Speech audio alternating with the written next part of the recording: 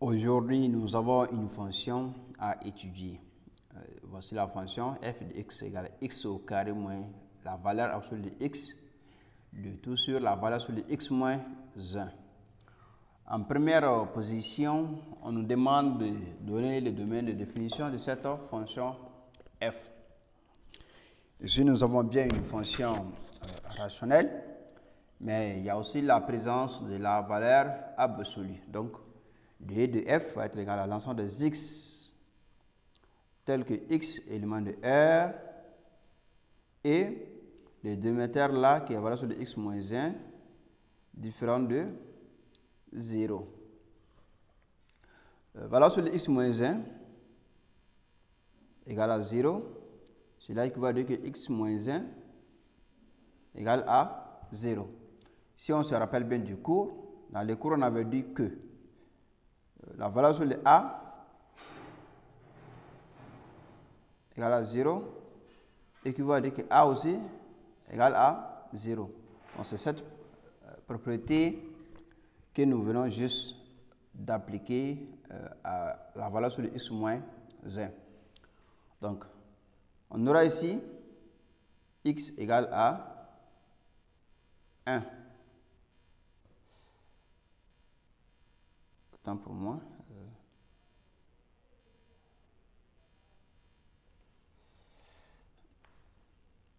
La valeur de x égale à moins 1 égale à 0, ça veut dire que x égale à 1.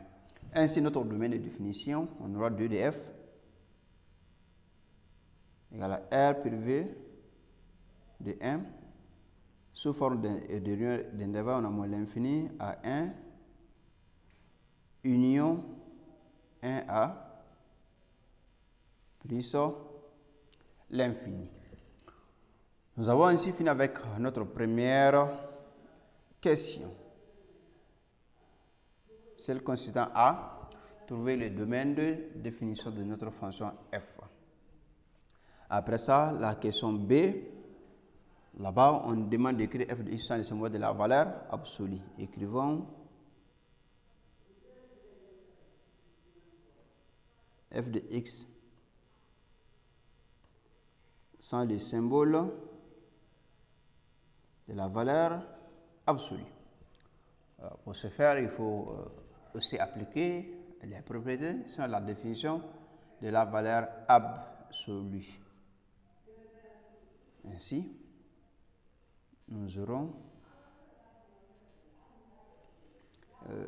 avons des particules. Nous avons d'abord la valeur sur de x et ensuite la valeur sur de x moins 1. On aura ici x moins l'infini à x moins 1 plus l'infini.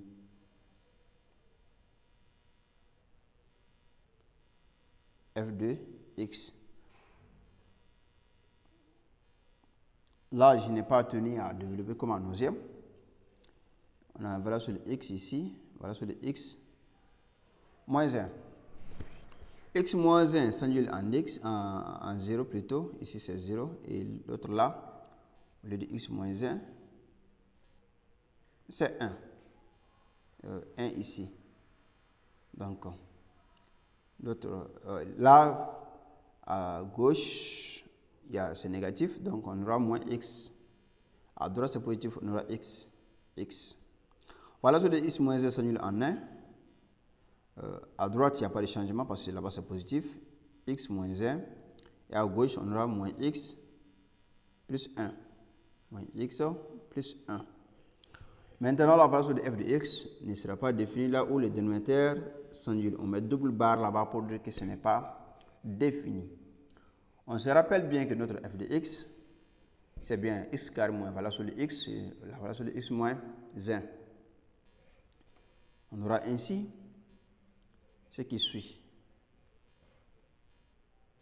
Ici, on aura x carré moins x, ça va devenir x carré plus x, ici moins x plus 1, ici. Ici, on aura x carré moins x sur moins x plus 1. Et enfin, on aura x carré moins x sur x moins 1. Ça, c'est f de x, ça, le symbole de la valeur absolue. Tournons la page. On a ici f de x égale à. On a trois possibilités, trois cas. X carré plus x sur moins x plus 1. Si x appartient à moins l'infini, 0. Et x carré moins x sur moins x plus 1. Si x appartient à l'intervalle 0, 1. Et enfin, x carré, on va voir ici, si c'était quoi. X au carré moins x sur x moins 1. Moins x sur x moins 1. Si x appartient à l'intervalle 1 plus l'infini. J'ai fermé ici en 1, or on ne peut pas fermer. Je vais les ouvrir. Ici, on ne doit pas fermer. Ici non plus. Pourquoi? Parce que notre 1 là n'appartient pas au domaine de définition de la fonction f. Voici la deuxième question qui est répondue. La question suivante, petit c. En C, on nous demande calculer la limite de f aux bornes de son ensemble de définition. Donc, limite de f aux bornes de son ensemble de définition qui est 2 de f. Avec notre fonction f, on a 4 bornes à moins l'infini, à plus l'infini, à gauche et à droite de 1. On va calculer chacune de ces limites en tenant compte de la fonction. Ainsi, la limite, lorsque x tend vers moins l'infini de f de x, fait la limite lorsque x tend vers moins l'infini de x au carré plus x sur moins x plus 1. C'est une fonction rationnelle. On aura la limite lorsque x tend vers moins l'infini de x au carré sur moins x. Ça fait la limite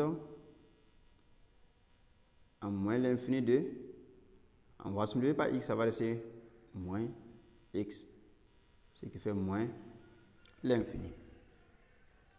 La limite lorsque x tend vers plus l'infini de f de x,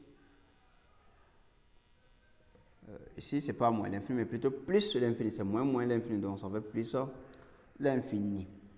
La limite lorsque x tend vers plus l'infini de f de x, c'est la limite lorsque x tend vers plus l'infini de x au carré moins x sur x moins 1. Donc ça fait la limite lorsque x tend vers plus l'infini de x au carré sur x. Ce qui fait la limite lorsque x tend vers plus l'infini de x, soit plus l'infini. On progresse.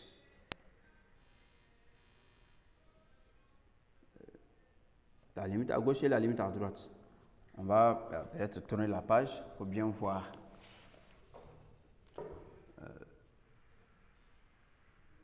On a limite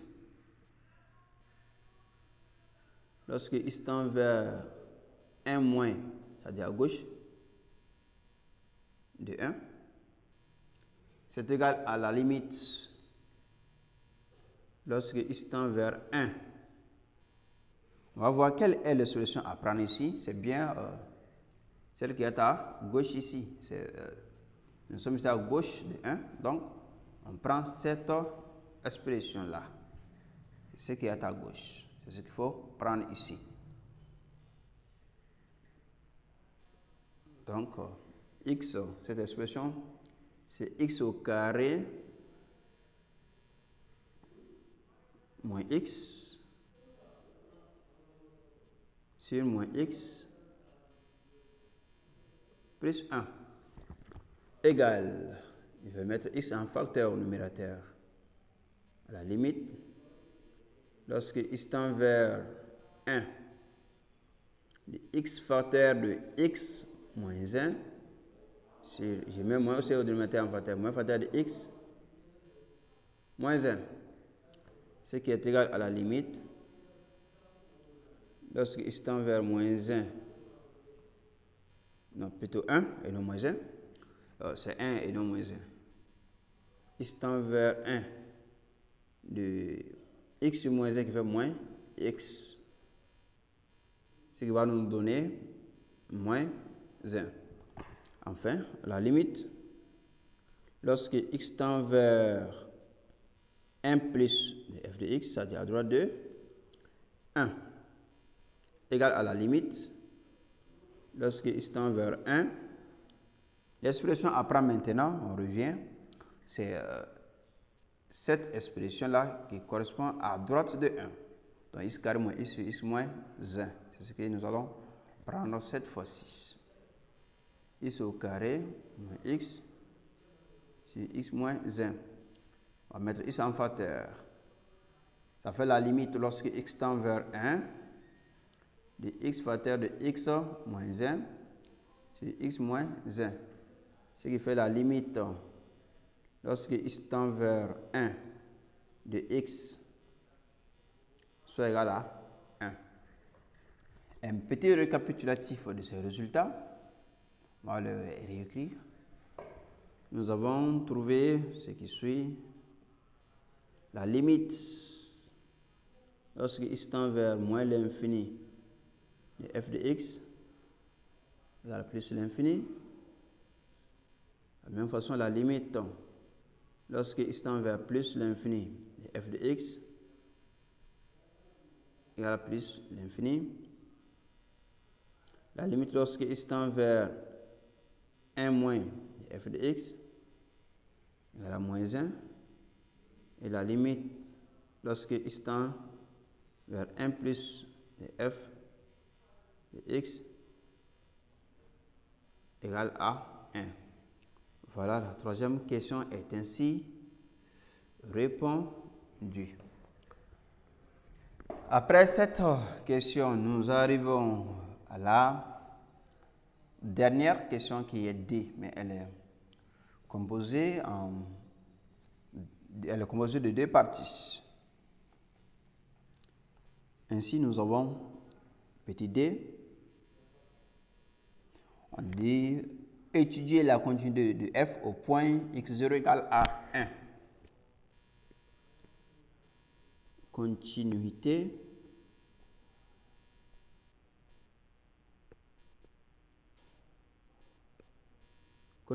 de f au point x0 égale à 1. Bon, nous sommes avec la continuité, on se rappelle bien de la continuité. Il y a ce qu'on avait appelé la continuité à gauche, continuité à droite et continuité en un point. Et c'était quoi?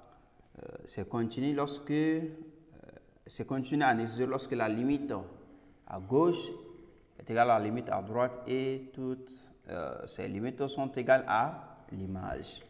Est-ce que nous avons ici cette définition? Limite lorsque x tend vers 1, bon, je vais mettre x0 pour la formule, de f de x à gauche ici égale à la limite lorsque x tend vers x0 plus de f de x est égal à f de x0. Est-ce que nous avons ça ici? Non, déjà, parce que quand on revient ici un peu en arrière, ces limites sont différentes. À moins, c'est-à-dire à gauche de 1, nous avons trouvé moins 1.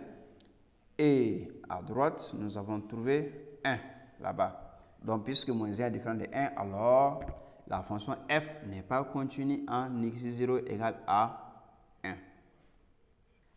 On va l'écrire.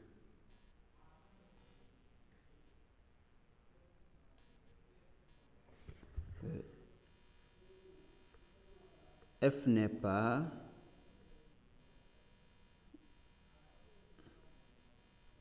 continue.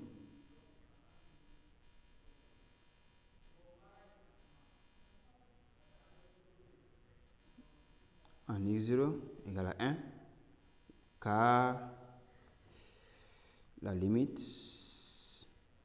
à gauche de f de x est différente déjà de la limite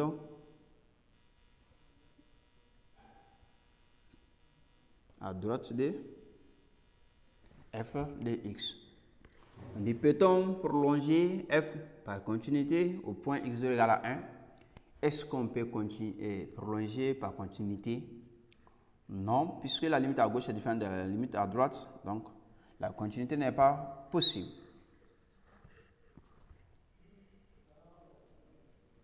La continuité, les prolongements plutôt,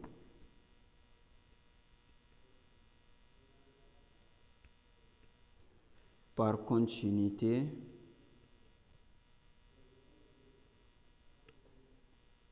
de f en x0 égale à 1 est impossible, car f n'est pas dérivable en 1, donc il faut que ça soit dérivable d'abord, car f n'est pas